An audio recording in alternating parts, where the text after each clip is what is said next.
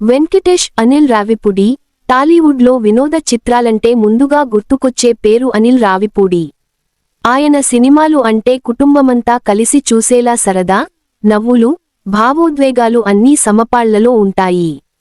ముఖ్యంగా ఫ్యామిలీ ఎంటర్టైనర్లో తన బలం అని ఆయన ఎప్పటినుంచో నమ్ముతూ వస్తున్నారు. ఆ నమ్మకమే ఆయనకు వరుస విజయాలు తెచ్చిపెడుతోంది.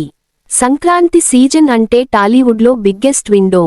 ఆ సీజన్పై అనిల్ రావిపూడికి ప్రత్యేక పట్టుంది. 2026 సంక్రాంతికి వచ్చిన మన శంకర వర ప్రసాద్ గారు మంచి విజయాన్ని అందుకుంది. ఆ విజయంతో ఆగకుండా ఆయన ఇప్పటికే 2027 సంక్రాంతిని లక్ష్యంగా చేసుకుని మరో భారీ ప్రాజెక్ట్ ప్లాన్ చేస్తున్నారు. ట్రేడ్ వర్గాల ప్రకారం పక్కా ప్లానింగ్ మరియు పరీక్షించబడిన ఫార్ములానే ఆయన ఆత్మవిశ్వాసానికి కారణం.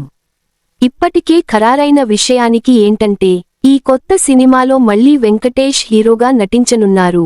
ఇది వీరిద్దరి కలయికలో 5వ సినిమా కావడం విశేషం.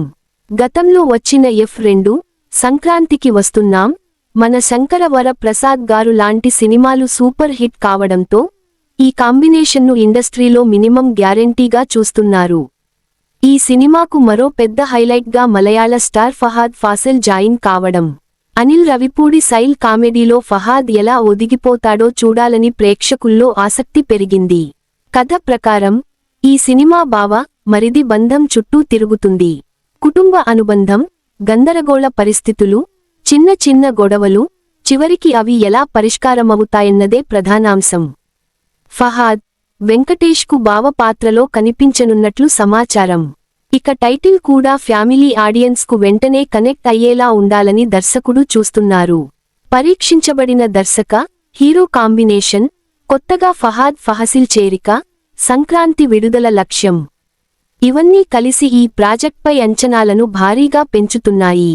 ప్రేక్షకులు మరోసారి నవ్వులతో నిండిన సంక్రాంతి కోసం ఆసక్తిగా ఎదురుచూస్తున్నారు.